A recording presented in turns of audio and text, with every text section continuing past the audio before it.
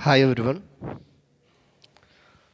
Business റെഗുലേഷൻ്റെ ഇന്നത്തെ ക്ലാസ്സിൽ നമ്മൾ ഡിസ്കസ് ചെയ്യുന്നത് കൺസിഡറേഷൻ എന്നുള്ള ഭാഗമാണ്. അഥവാ നമ്മൾ കഴിഞ്ഞ ക്ലാസ്സിൽ essential and legal rules of a valued ആക്സെപ്റ്റൻസിനെ കുറിച്ച് പഠിച്ചു. അതുപോലെ തന്നെ ഓഫറിനെ കുറിച്ചൊക്കെ പഠിച്ചിട്ടുണ്ടായിരുന്നു.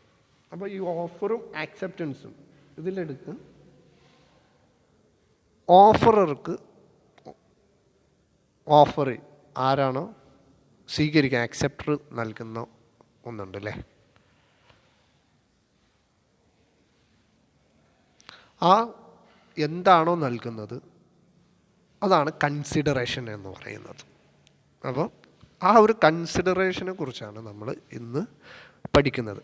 എന്താണ് കൺസിഡറേഷൻ, അതിൻ്റെ ഒരു definition, essential elements of a consideration, അതുപോലെ തന്നെ privity of consideration or stranger to consideration എന്നുള്ള ഭാഗങ്ങൾ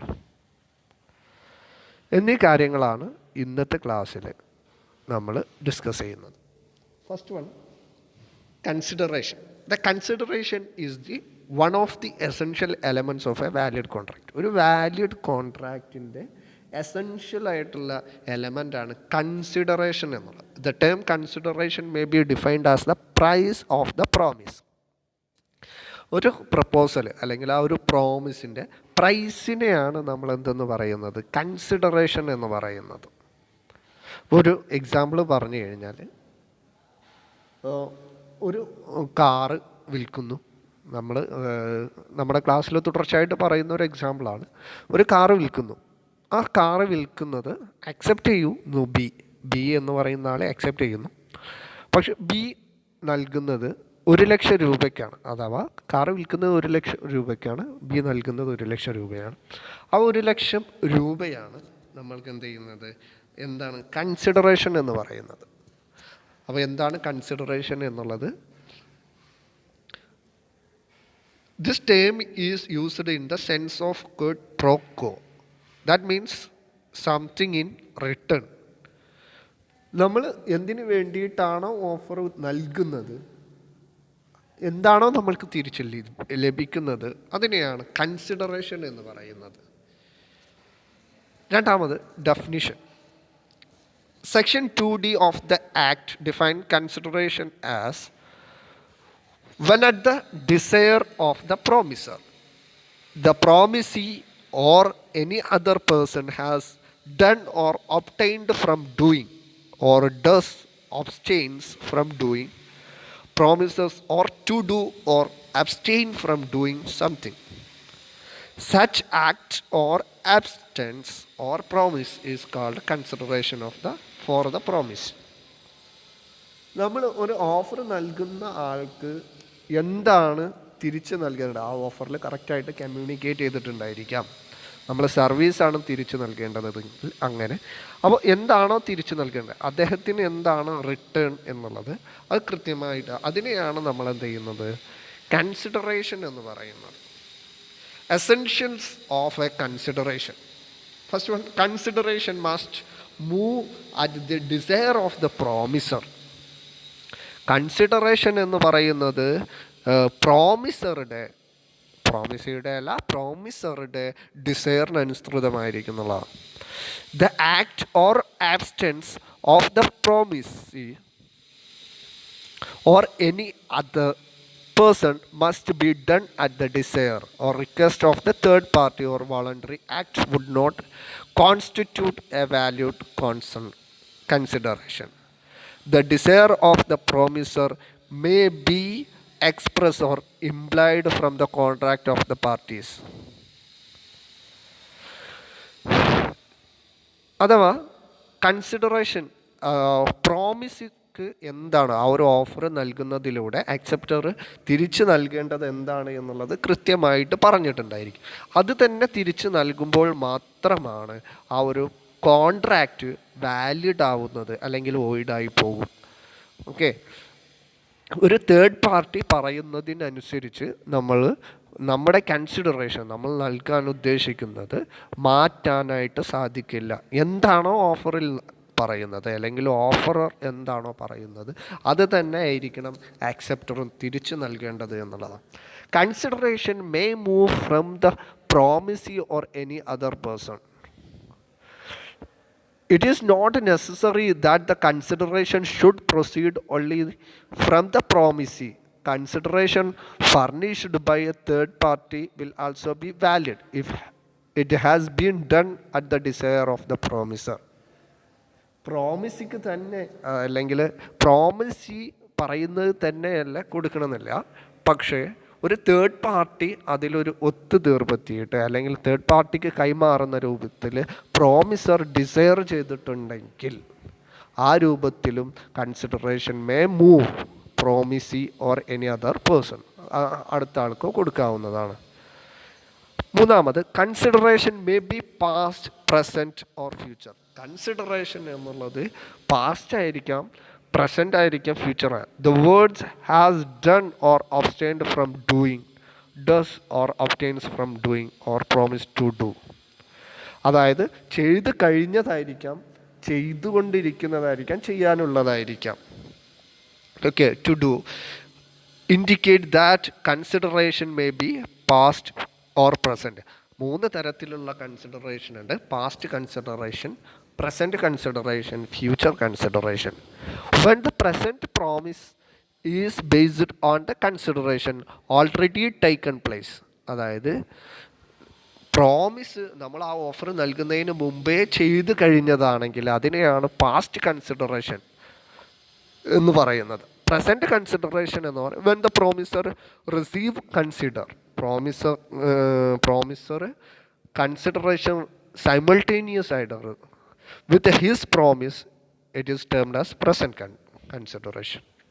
Future consideration, when the consideration for a promise is rendered in future, അതായത് കൺസിഡറേഷൻ എന്ന് പറയുന്നത് അത് ഫ്യൂച്ചറിലാണ് ഓഫറർക്ക് ലഭിക്കുന്നതെങ്കിൽ അതിനെയാണ് ഫ്യൂച്ചർ കൺസിഡറേഷൻ എന്ന് പറയുന്നത്, ഓർ എക്സിക്യൂട്ടറി കൺസിഡറേഷൻ എന്നും കൂടി പറയും. നാലാമത്, consideration need not be adequate. The consideration need not be adequate to the promise, but it must be some value in the eye of the law. Accordingly, explanation to section 25. An agreement to which consent of the promiser is freely given is not merely because.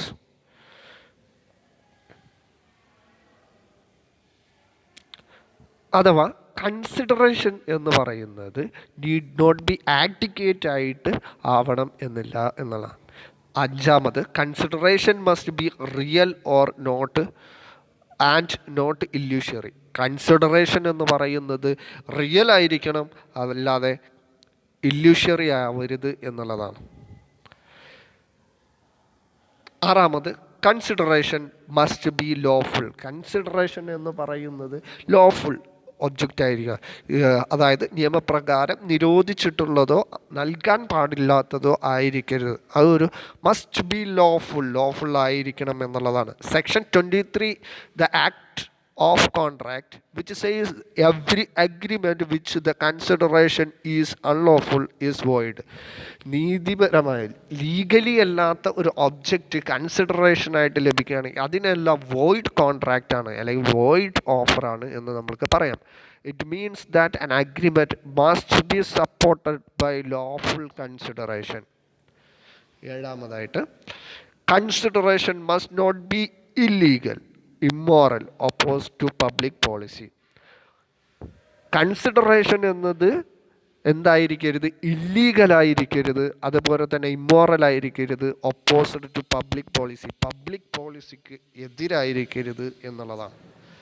The consideration and agreement is unlawful. കൺസിഡറേഷനിലൂടെ ആ agreement unlawful ആവണമെങ്കിൽ.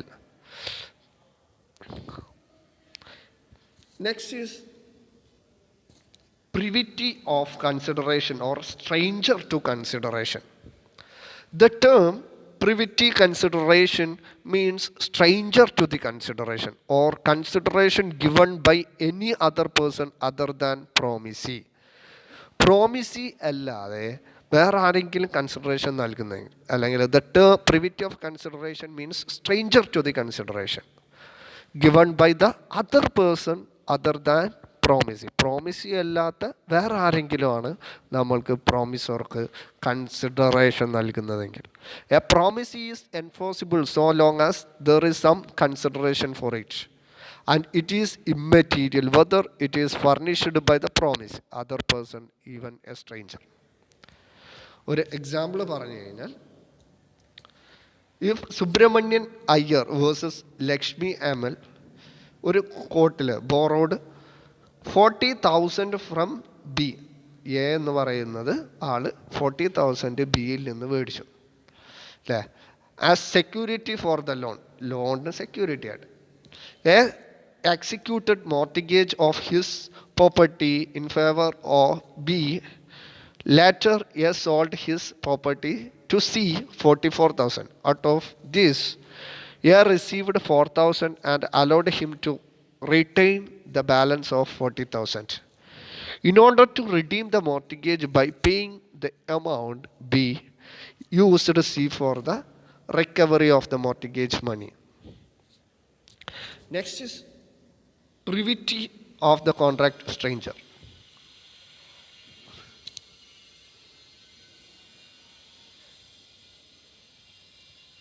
Exception to the rule of stranger to contract in case of trust.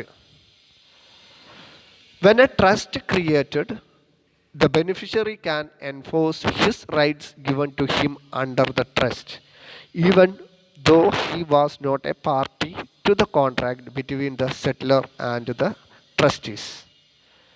രണ്ടാമതായിട്ട്, in case of marriage settlement, partition or other family arrangement. Party സ്റ്റേറ്റ്മെൻറ്റിൽ അല്ലെങ്കിൽ പാർട്ടീഷനിൽ family അറേഞ്ച്മെൻറ്റിലൊക്കെ നമ്മൾ നൽകുന്ന കരാർ അല്ലെങ്കിൽ കൺസിഡറേഷൻ.